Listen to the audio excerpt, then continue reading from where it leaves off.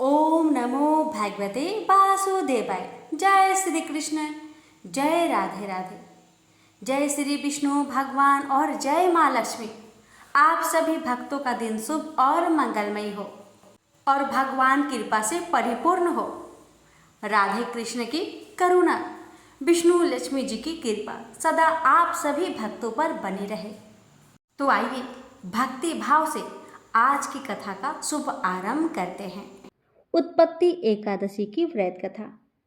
युधिष्ठिर ने भगवान श्री कृष्ण से पूछा, भगवान, पुण्यमयी एकादशी तिथि कैसे उत्पन्न हुई? इस संसार में वह क्यों पवित्र मानी गई है तथा देवताओं को कैसे प्रिय हुई?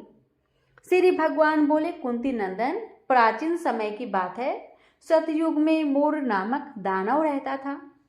वह बड़ा ही अद्भुत, अत्यंत रौद्र तथा संपूर्ण देवताओं के लिए भयंकर था। उस काल रूपधारी दुरात्मा महासुर ने इंद्र को भी जीत लिया था। संपूर्ण देवता उससे परास्त होकर स्वर्ग से निकाले जा चुके थे और संकित तथा भयभीत होकर पृथ्वी पर विचरा करते थे। एक दिन सब देवता महादेव जी के पास गए। वहां इंद्र ने भगवान शिव के आगे सारा हाल कह सुनाया। इंद्र बोले, महेश्वर, ये देवता स्वर्ग लोक से निकाले जा चुके हैं और पृथ्वी पर विचर रहे हैं। मनुष्यों के बीच रहना इन्हें शोभा नहीं देता। देव, कोई उपाय बताइए। देवता किसका सहारा ले? महादेव जी ने कहा, देवराज, जहां सबको शरण देने वाले, सबकी रक्षा में तत्पर रहने वाले जगत के स्वामी भगवान गरुड़ ध्वज विराजमान है, वहां जाओ। वे तुम लोगों की रक्षा जरूर करेंगे। भगवान श्री कृष्ण कहते हैं, युधिष्ठिर, महादेव जी की यह बात सुनकर परम बुद्धिमान देवराज इंद्र संपूर्ण देवताओं के साथ क्षीर सागर में गए, जहां भगवान गदाधर सो रहे थे। इंद्र ने हाथ जोड़कर उनकी स्तुति की। इंद्र बोले, देवेश्वर, आपको नमस्कार है। देव, आप ही पति, आप ही मति, आप ही कर्ता और आप ही कारण हैं। आप ही सब लोगों की माता और आप ही इस जगत के पिता हैं। देवता और दानव दोनों ही आपकी वंदना करते हैं। पुंडरीकाक्ष, आप दैत्यों के शत्रु हैं। मधुसूदन, हम लोगों की रक्षा कीजिए। प्रभु जगन्नाथ, अत्यंत उग्र स्वभाव वाले महाबली मूर नामक दैत्य ने इन संपूर्ण देवताओं को जीतकर स्वर्ग से बाहर निकाल दिया है। भगवान देवेश्वर, शरणागत वत्सल, देवता भयभीत होकर आपके शरण में आए हैं। दानों का विनाश करने वाले कमल नयन भक्त वत्सल देवेश्वर जनार्दन, हमारी रक्षा कीजिए। भगवान, शरण में आए हुए देवताओं की सहायता कीजिए। इंद्र की बात सुनकर भगवान विष्णु बोले, देवराज, यह दानव कैसा है? उसका रूप और बल कैसा है तथा उस दुष्ट के रहने का स्थान कहाँ है? इंद्र बोले, देवेश्वर, पूर्व काल में ब्रह्मा जी के वंश में तालजंग नामक एक महान असुर उत्पन्न हुआ था, जो अत्यंत भयंकर था। उसका पुत्र मूर दानव के नाम से विख्यात है। वह भी अत्यंत उत्कट, महापराक्रमी और देवताओं के लिए भयंकर है। चंद्रावती नाम से प्रसिद्ध एक नगरी है, उसी में स्थान बनाकर वह निवास करता है। उस दैत्य ने समस्त देवताओं को परास्त करके उन्हें स्वर्ग से बाहर कर दिया है। उसने एक दूसरे ही इंद्र को स्वर्ग के सिंहासन पर बैठाया है। अग्नि, चंद्रमा, सूर्य, वायु तथा वरुण भी उसने दूसरे ही बनाए हैं। जनार्दन, मैं सच्ची बात बता रहा हूं, उसने सब कोई दूसरे ही कर लिए हैं। देवताओं को तो उसने उनके प्रत्येक स्थान से वंचित कर दिया है। इंद्र की यह बात सुनकर भगवान जनार्दन को बड़ा क्रोध आया। उन्होंने देवताओं को साथ लेकर चंद्रावती नगरी में प्रवेश किया। भगवान गदाधर ने देखा कि दैत्यराज बारंबार गर्जना कर रहा है और उससे परास्त होकर संपूर्ण देवता दसों दिशाओं में भाग रहे हैं। अब वह दानव भगवान विष्णु को देखकर बोला, खड़ा रह, खड़ा रह। उसकी यह ललकार सुनकर भगवान के नेत्र क्रोध से लाल हो गए। वे बोले, अरे दुराचारी दानव, मेरे इन भुजाओं को देख। यह कहकर श्री विष्णु ने अपने दिव्य बाणों से सामने आए हुए दुष्ट दानव को मारना आरंभ किया। दानव भय से विहल हो उठे। पांडुनंदन तत्पश्चात श्री विष्णु ने दैत्य सेना पर चक्र का प्रहार किया। उससे छिन्न भिन्न होकर सैकड़ों योद्धा मौत के मुख में चले गए। इसके बाद भगवान मधुसूदन बद्रिका आश्रम को चले गए। वहां सिंहावती नाम की गुफा थी जो 12 योजन लंबी थी। पांडुनंदन, उस गुफा में एक ही दरवाजा था। भगवान विष्णु उसी में सो गए। वह दानव मूर भगवान को मार डालने की उद्योग में उनके पीछे पीछे तो लगा ही था, अतः उसने भी उसी गुफा में प्रवेश किया। वहां भगवान को सोते देखकर उसे बड़ा हर्ष हुआ। उसने सोचा, यह दानव को भय देने वाला देवता है, अतः निसंदेह इसे मार डालूंगा। हे युधिष्ठिर, दानव के इस प्रकार विचार करते ही भगवान विष्णु के शरीर से एक कन्या प्रकट हुई जो बड़ी ही रूपवती, सौभाग्यशालिनी तथा दिव्य अस्त्र शस्त्रों से सुसज्जित थी। वह भगवान के तेज के अंश से उत्पन्न हुई थी। उसका बल और पराक्रम महान था। युधिष्ठिर, दानवराज मूर ने उस कन्या को देखा। कन्या ने युद्ध का विचार करके दानव के साथ युद्ध करने की याचना की। युद्ध छिड़ गया। कन्या सब प्रकार की युद्ध कला में निपुण थी।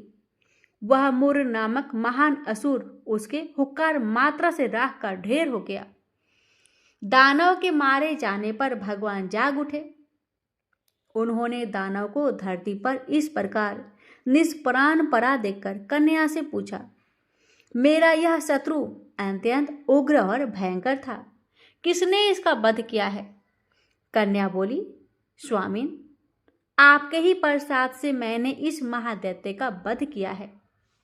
श्री भगवान ने कहा, कल्याणी, तुम्हारे इस कर्म से तीनों लोकों के मुनि और देवता आनंदित हुए हैं, अतः तुम्हारे मन में जैसी इच्छा हो उसके अनुसार मुझसे कोई वर मांग लो।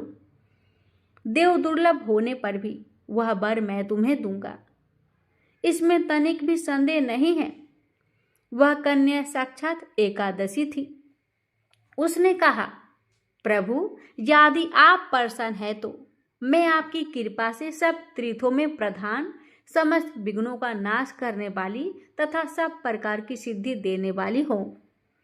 जनार्दन, जो लोग आप में भक्ति रखते हुए मेरे दिन को उपवास करेंगे उन्हें सब प्रकार की सिद्धि प्राप्त हो।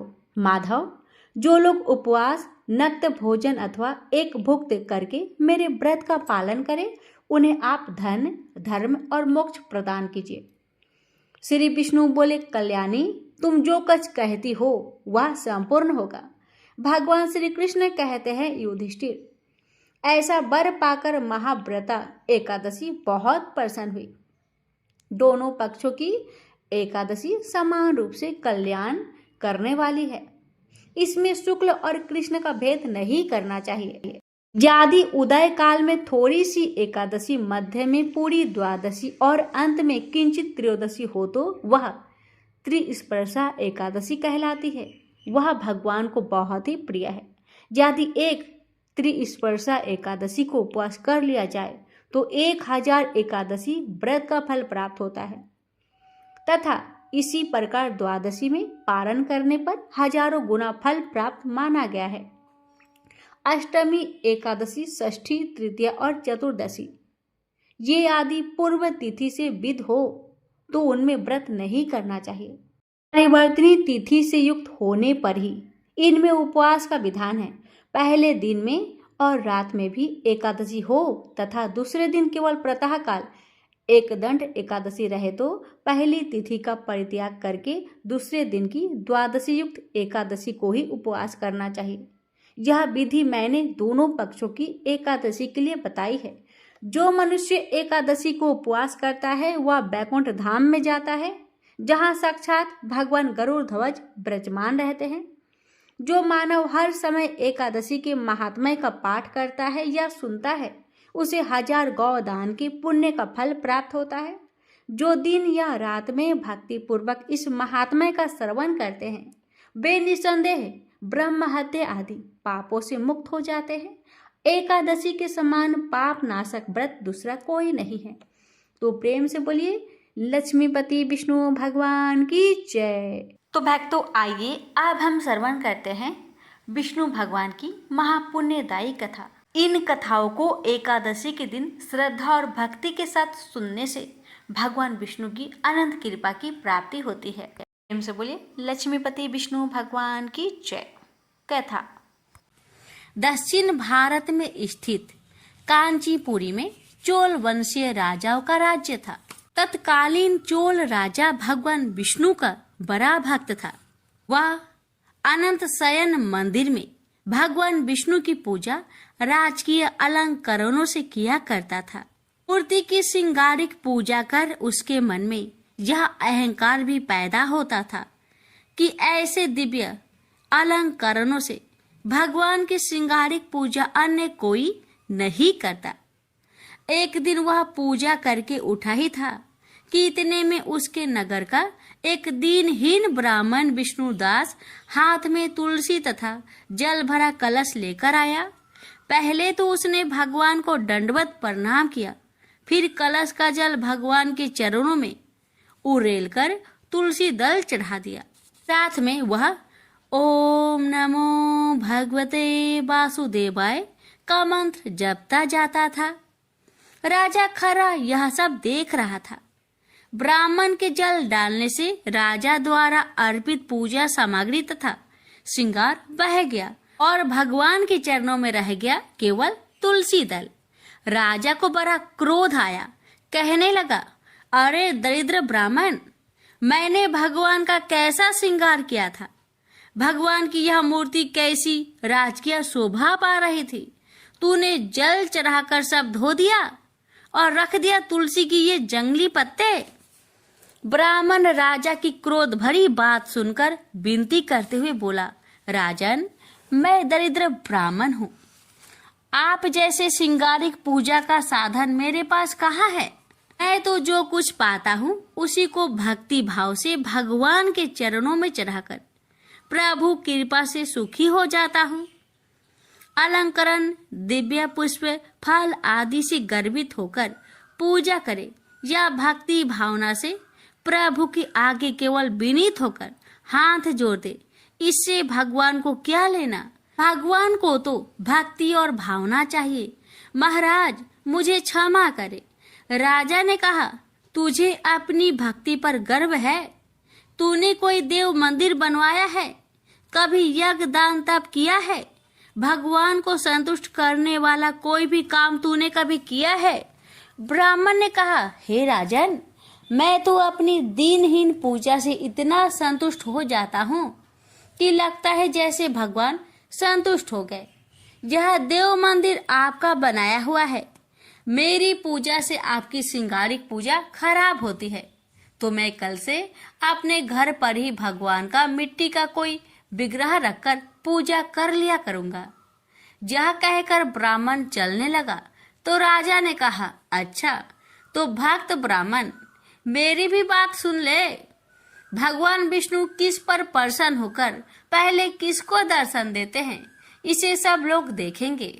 ब्राह्मण ने इस चुनौती को जैसे सुना ही नहीं, चलते चलते धीरे से बोला, भगवान का तो मुझे मेरी हर सांस में आभास होता रहता है। मैं तो अपने मन में उनका नित्य दर्शन करता रहता हूँ। दूसरों से मुझे क्या लेना। ब्राह्मण अपनी कुटिया में चला गया। राजा राजमहल में चला गया। ब्राह्मण ने उस मंदिर में जाना छोड़ दिया। अपने घर पर ही विष्णु भगवान का एक छोटा सा विग्रह ले आया और उसी का भक्ति भाव से पूजन कर कुछ भी रूखा सूखा होता भगवान को भोग लगाने के बाद खुद भोजन करता था। यह उसका नित्य का नियम था। उधर राजा अपने देव मंदिर में अपनी पूजा विधि से स्वयं ही प्रसन्न होता और अपनी पूजा पर गर्व करता। उसने अपनी यज्ञशाला में मुग्दल को आचार्य बनाकर एक विशाल राज्योचित यज्ञ प्रारंभ किया। राजा को एक बड़ा यज्ञ कराने का गर्व हो रहा था। ब्राह्मणगण वेद पाठ करते, राजा को यह अभिमान होता कि वह यज्ञ करा रहा है। एक दिन ब्राह्मण पूजा पाठ करने के बाद भगवान को भोग लगाने को जैसे ही उठा कि सारा का सारा खाना एक मरियल सा भिखारी खाकर भाग गया। ब्राह्मण हठप्रभ, अब क्या करे, भगवान को क्या भोग लगाए, दोबारा रसोई बनाए तो देर होगी और संध्या का समय समाप्त हो जाएगा। भगवान की इच्छा मानकर भगवान को हाथ जोड़कर कहा, हे भगवान, जब आपके लिए भोग नहीं लगा पाया तो मैं भी भूखा सोऊंगा। ब्राह्मण ने रात भूखे ही बिता दी। दूसरे दिन भी भूख के समय ऐसी ही घटना घटी। ब्राह्मण भगवान को बिना भोग लगाए भूखा ही सो गया। उसे आश्चर्य हुआ कि कौन भोग के समय चुपके से आकर रसोई का सारा खाना खा जाता है। तीसरे दिन वह सावधान था। भोग के समय जैसे ही वह भूखा ब्राह्मण आया और खाना लेकर भागने लगा कि उसने उसे पकड़ लिया। उसकी दयनीय दशा देखकर कहा, दरिद्र नारायण, इस प्रकार चुपके से चोरी से खाना क्यों ले जा रहे हो? आओ बैठो, भगवान का भोग लगाने के बाद जो कुछ भी रूखा सूखा है बैठकर प्रेम से खाकर अपनी भूख मिटाओ। अब मैं आपको ऐसे न जाने दूंगा। बैठो और प्रेम से भोजन करो। मैं समझूंगा मेरे नारायण स्वयं प्रत्यक्ष भोग स्वीकार कर रहे हैं। यह कहकर उसने उस भूखे ब्राह्मण को आसन पर बैठाया और खाना परोसकर हाथ जोड़कर बैठ गया। इतने में ही उसे भूखे ब्राह्मण ने अपना स्वरूप बदला और वह साक्षात विष्णु के रूप में विराजमान हो गया। साक्षात भगवान विष्णु को आपने यहाँ भोग ग्रहण करते देख वह ब्राह्मण उनके चरणों में गिर पड़ा। उसे उठाते हुए भगवान विष्णु ने कहा, उठो मेरे प्यारे भक्त, मैं चोल राजा के यहाँ भी रोज जाता था, मगर वहां से मुझ दीनहीन दरिद्र को भगा दिया जाता था। उस राजसी अहंकारी यज्ञ में राजपुरुषों, दरबारियों, कर्मकांडी ब्राह्मणों की प्रतिष्ठा है। अपने को भक्त कहलाने का दिखावा है। वहां से दीनहीन तथा भूखे भगा दिए जाते हैं। जाओ चोल महाराज से कह दो कि भगवान विष्णु मेरे यहाँ आए हैं, आकर दर्शन कर ले। मैं तब तक यहीं बैठा रहूंगा। ब्राह्मण गदगद होकर भागा भागा चोल नरेश के पास गया और कहा, हे राजन, भगवान विष्णु मेरे यहाँ बैठे हैं, चलिए आपको दर्शन देने के लिए बुला रहे हैं। यह सुनकर राजा हंसा, लेकिन महर्षि मुग्दल भगवान की यह माया समझ रहे थे। उन्होंने राजा से कहा, हे राजन, ब्राह्मण की बात सच मानकर चलिए, मैं भी चलता हूँ। भगवान की लीला निराली है, चलिए चलकर देखते हैं। चोल राजा ऋषि मुग्दल तथा वह ब्राह्मण चलकर जब उस झोपड़े में आए तो देखा कि भगवान विष्णु भोजन कर रहे थे। राजा ने आश्चर्य से हाथ जोड़कर कहा, प्रभु, मैं आपका दर्शन पाने तथा आपका प्रसाद ग्रहण करने को कितने दिनों से जब तक पूजा यज्ञ कर रहा हूँ। केवल दुर्लभ राजभोग छोड़कर आप यहाँ इस ब्राह्मण का रूखा सूखा भोजन ग्रहण कर रहे हैं, क्यों? भगवान ने हंसकर कहा, हे राजन, तुम्हारे पूजा अर्चना यज्ञ तप में राजसी अहंकार है, एक दिखावा है। इस ब्राह्मण की दरिद्रता में विनम्र भक्ति है, दिखावा नहीं, भावना है, विहल प्रेम है। मैं तो निरहंकारी भक्ति तथा भावना का भूखा हूँ, इसलिए यह प्रेम प्रसाद ग्रहण कर रहा हूँ। तुम्हारी पूजा अंत मरण की नहीं है, दिखावे की है। भगवान की यह बात सुनकर राजा को ज्ञान हुआ। जब तक राजसी वैभव से जुड़ा रहूंगा यह अहंकार बना रहेगा।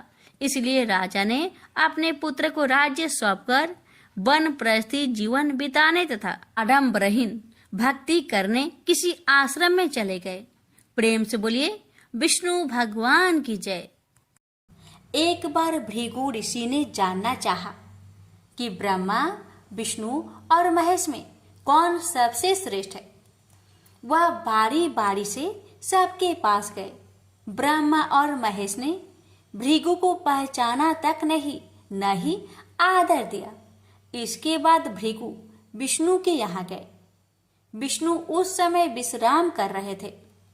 लक्ष्मी उनके पैर दबा रही थी।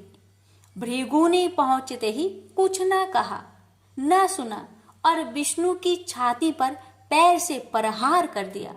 लक्ष्मी यह देखकर भौंकचक्की रह गई, किंतु विष्णु ने भृगु का पैर पकड़कर विनीत भाव से कहा, मुनिवर, आपके कोमल पैर में चोट लगी होगी, इसके लिए क्षमा करें। लक्ष्मी को विष्णु की इस नम्रता पर बड़ा क्रोध आया। वे भगवान विष्णु से नाराज होकर भूलोक में आ गई तथा कोल्हापुर में रहने लगी। लक्ष्मी की चले जाने से विष्णु को लगा कि उनका श्री और वैभव ही नष्ट हो गया। उनका मन बड़ा अशांत रहने लगा। लक्ष्मी को ढूंढने के लिए वे श्रीनिवास के नाम से भूलोक में आए। घूमते घूमते वे बेक्टाचल में पर्वत क्षेत्र में बकुला माई के आश्रम में पहुंचे। बकुला माई ने उनकी बड़ी आव भगत की और उन्हें आश्रम में ही रहने को कहा। एक दिन जंगल में एक मतवाला हाथी आया। आश्रमवासी डरकर इधर उधर भागने लगे। श्रीनिवास ने यह देखा तो धनुष बाण लेकर हाथी का पीछा किया। हाथी डरकर भागा और घने जंगल में अदृश्य हो गया। श्रीनिवास उसका पीछा करते करते थक गए थे। वे एक सरोवर के किनारे वृक्ष की छाया में लेट गए। उन्हें हल्की सी झपकी आ गई। थोड़ी देर शोर सुनकर वे जागे। देखा 4-6 लड़कियां उन्हें घेर खड़ी है। श्रीनिवास को जागा हुआ देखकर वे टपक कर बोली, यह हमारी राजकुमारी पद्मावती का सुरक्षित उपवन है। यहाँ पुरुषों का आना मना है। तुम यहाँ कैसे और क्यों आए? श्रीनिवास कुछ जवाब दे इससे पहले ही उनकी दृष्टि वृक्ष की ओट से झांकती राजकुमारी की ओर गई। श्रीनिवास पद्मावती को एकटक देखते रह गए। थोड़ा संयत होकर कहा, देवियों, मुझे पता नहीं था। मैं एक शिकार का पीछा करता हुआ यहाँ आया था। थक जाने पर मुझे नींद आ गई थी, क्षमा करें। श्रीनिवास आश्रम में लौट तो आए, किंतु बड़े उदास रहने लगे। एक दिन बकुला माई ने बड़े प्यार से उनकी उदासी का कारण पूछा। श्रीनिवास ने पद्मावती से भेंट होने की सारी कहानी कह सुनाई। फिर कहा, उसके बिना मैं नहीं रह सकता। बकुला माई बोली, ऐसा सपना मत देखो। कहा वह प्रतापी चोल नरेश आकाश राज की बेटी, और कहा तुम आश्रम में पलने बाड़े एक कुल गोत्रहीन युवक। श्रीनिवास बोले, माँ, एक उपाय है, तुम मेरा साथ दो तो सब संभव है। बकुला माई ने श्रीनिवास का सच्चा प्यार देखकर हाँ कर दी। श्रीनिवास ज्योतिष जानने वाली औरत का भेष बनाकर राजा आकाश की राजधानी नारायणपुर पहुंचे। उसकी चर्चा सुन पद्मावती ने भी उस औरत को महल में बुलाकर अपना हाथ दिखाया। राजकुमारी की हस्तरेखा देखकर वह बोली, राजकुमारी, कुछ दिन पहले तुम्हारी भेंट तुम्हारे सुरक्षित उद्यान में किसी युवक से हुई थी। तुम दोनों की दृष्टि मिली थी। उस युवक से तुम्हारी शादी का योग बनता है। पद्मावती की माँ धारणा देवी ने पूछा, यह कैसे हो सकता है? ज्योतिषी औरत बोली, ऐसा ही योग है। ग्रह कहते हैं कोई औरत अपने बेटे के लिए आपकी बेटी मांगने स्वयं आएगी। 2 दिन बाद सचमुच ही बकुला माई एक तपस्विनी का भेष में राजमहल में आई। उसने अपने युवा बेटे के साथ पद्मावती का विवाह की चर्चा की। राजा आकाश ने बकुला माई को पहचान लिया। उन्होंने पूछा, वह युवक कौन है? बकुला माई बोली, उसका नाम श्रीनिवास है। वह चंद्र वंश में पैदा हुआ है। मेरे आश्रम में रह रहा है। मुझे माँ की तरह मानता है। राजा आकाश ने कुछ सोचकर उत्तर देने के लिए कहा। बकुला माई के चले जाने पर आकाश ने राज पुरोहित को बुलाकर सारी बात बताई। राज पुरोहित ने गणना की, फिर अपनी सहमति देते हुए कहा, महाराज, श्रीनिवास में विष्णु जैसा देवगुण है। लक्ष्मी जैसी आपकी बेटी के लिए यह बड़ा सुयोग है। राजा आकाश ने तुरंत बकुला माई के यहाँ अपनी स्वीकृति के साथ विवाह की लग्न पत्रिका भेज दी। बकुला माई अब चिंतित हो उठी। वह श्रीनिवास से बोली, बेटा, अब तक तो विवाह की ही चिंता थी, अब पैसे न होने की चिंता है। मैं वाराह स्वामी के पास जाती हूँ, उनसे पूछती हूँ कि क्या किया जाए। बकुला माई श्रीनिवास को लेकर वराह स्वामी के पास गई और श्रीनिवास के विवाह के लिए धन की समस्या बताई। तो वराह स्वामी ने 8 दिक्पालों इंद्र, कुबेर, ब्रह्मा, शंकर आदि देवताओं को अपने आश्रम में बुलवाया। फिर श्रीनिवास को बुलवाकर कहा, तुम स्वयं इन्हें अपनी समस्या बताओ। श्रीनिवास ने देवताओं से कहा, मैं चोल नरेश राजा आकाश की बेटी पद्मावती से विवाह करना चाहता हूँ। मेरी हैसियत राजा के अनुरूप नहीं है, मेरे पास धन नहीं है, मैं क्या करूँ। इंद्र ने देवताओं के कोषाध्यक्ष कुबेर से कहा, कुबेर, इस काम के लिए तुम श्रीनिवास को ऋण दो। कुबेर ने कहा, ऋण तो मैं दे दूंगा, पर उसे यह वापस कब और कैसे करेंगे, इसका निर्णय होना चाहिए। श्रीनिवास बोले, इसकी चिंता मत कीजिए, कलयुग के अंत में मैं सब ऋण चुका दूंगा। कुबेर ने स्वीकार कर लिया। सब देवताओं की साक्षी में श्रीनिवास ने ऋण पत्र लिख दिया। उस धन से श्रीनिवास और पद्मावती का विवाह बड़ी धूमधाम से हुआ। तभी नारद ने कोल्हापुर जाकर लक्ष्मी को बताया, विष्णु ने श्रीनिवास के रूप में पद्मावती से विवाह कर लिया है। दोनों वेंकटाचलम पर्वत पर रह रहे हैं। यह सुनकर लक्ष्मी को बड़ा दुख हुआ। वह सीधे वेंकटाचलम पहुंची, विष्णु की सेवा में लगी, पद्मावती को भला बुरा कहने लगी। श्रीनिवास विष्णु रूप मेरे पति हैं, तुमने इनके साथ विवाह क्यों किया। दोनों में वाक युद्ध होने लगा तो श्रीनिवास को बड़ा दुख हुआ। वे पीछे हटे और पत्थर की मूर्ति के रूप में बदल गए। जब दोनों देवियों ने यह देखा तो उन्हें बड़ा दुख हुआ कि श्रीनिवास तो अब किसी के न रहे। इतने में शीला विग्रह से आवाज आई, देवियों, अब मैं इस पत्थर पर वेंकटेश्वर स्वामी के नाम से अपने भक्तों का अभिष्ट पूरा करता रहूंगा। उनसे प्राप्त चढ़ावे के धन द्वारा कुबेर के कर्ज का ब्याज चुकाता रहूंगा। इसलिए तुम दोनों मेरे लिए आपस में झगड़ा मत करो।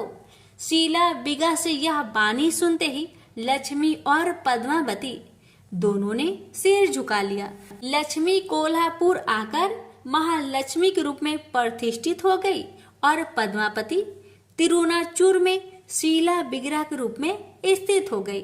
आज भी तिरुपति क्षेत्र में तिरुमाला पहाड़ी पर भगवान वेंकटेश्वर स्वामी के दर्शन हेतु भक्त गणों से इसी भाव से शुल्क लिया जाता है।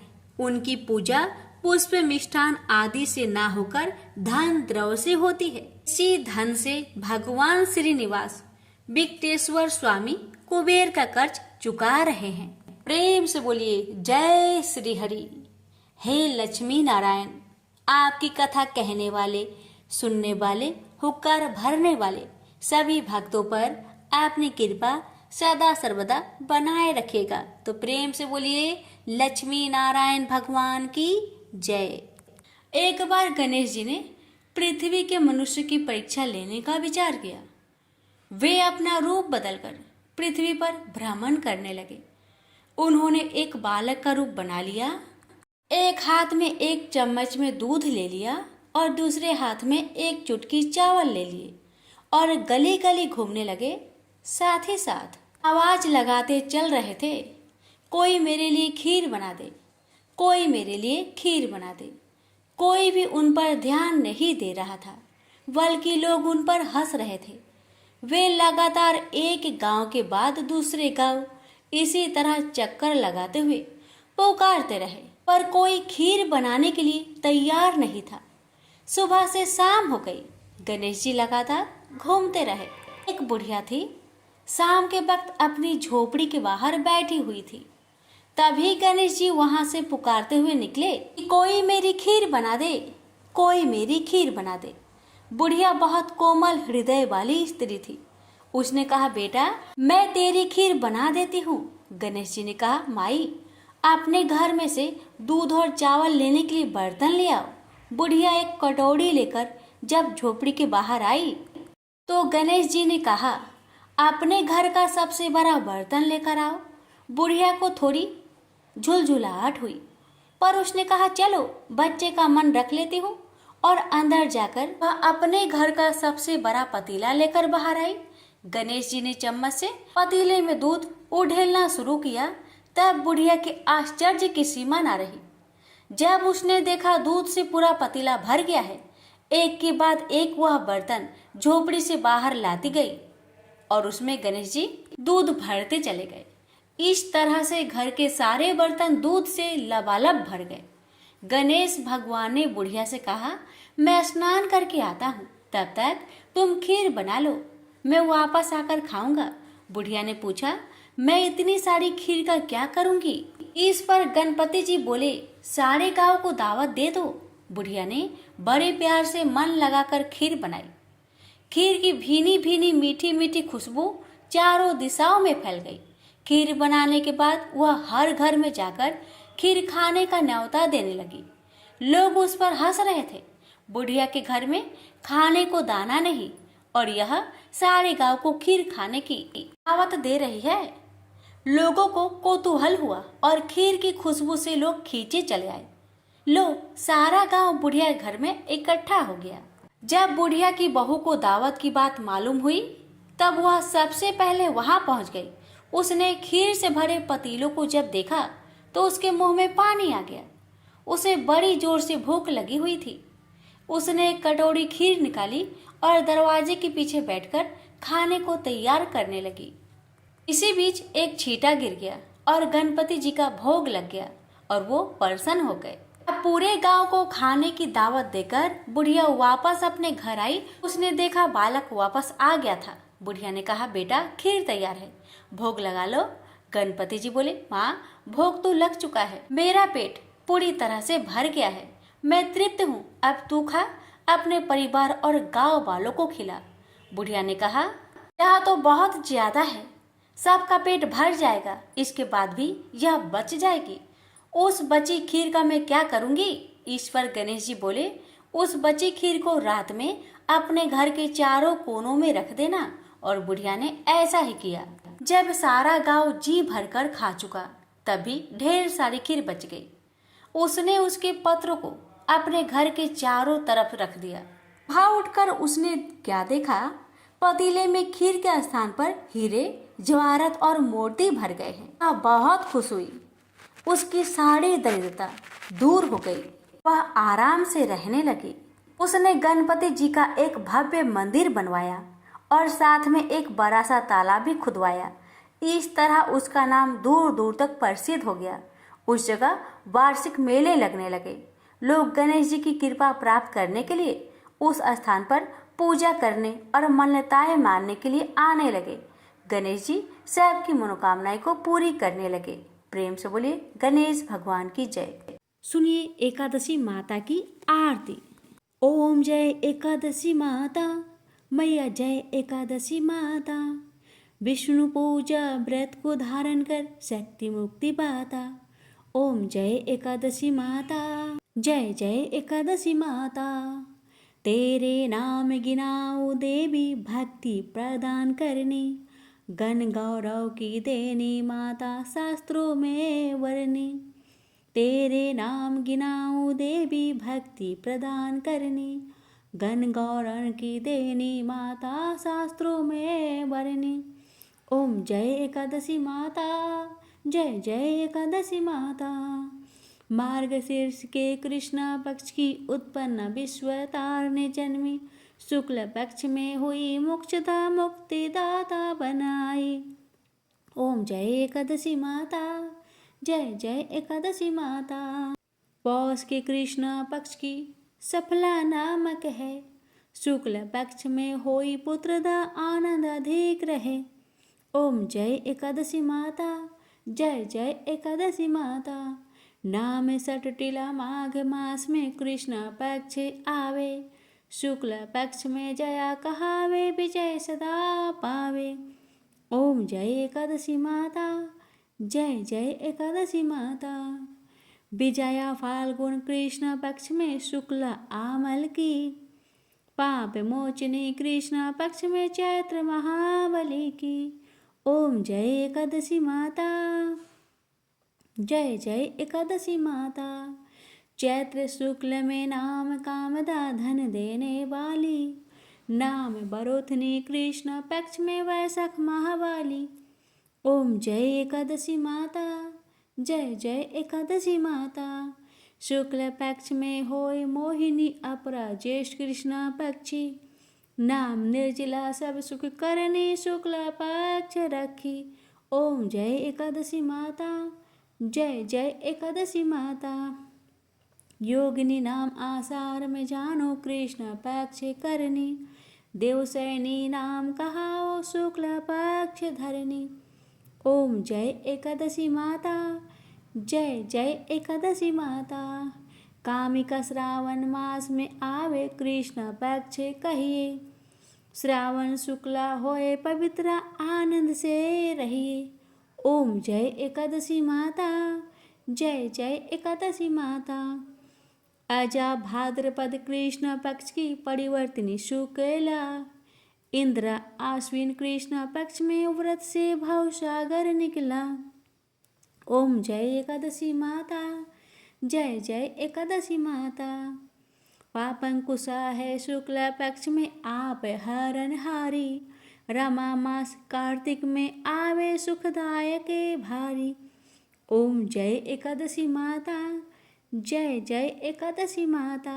देवोत्थानी शुक्ल पक्ष की दुख नाशके मैया, पावन मास में करो विनती पार करो नैया। ओम जय एकादशी माता, जय जय एकादशी माता। परमा कृष्ण पक्ष में होती जन मंगल करनी, शुक्ल मास में होए पद्मिनी दुख दरिद्र हरणी। ओम जय एकादशी माता, जय जय एकादशी माता। जो कोई आरती एकादशी की भक्ति सहित गावे, जो कोई आरती एकादशी की भक्ति सहित गावे, जन गुरुदित स्वर्ग का बासा निश्चय वह पावे। जन गुरुदित स्वर्ग का बासा निश्चय वह पावे। ओम जय एकादशी माता, मैया जय एकादशी माता। विष्णु पूजा व्रत को धारण कर सकती मुक्ति पाता। ओम जय एकादशी माता, जय जय एकादशी माता। प्रेम से बोलिए एकादशी माता की जय।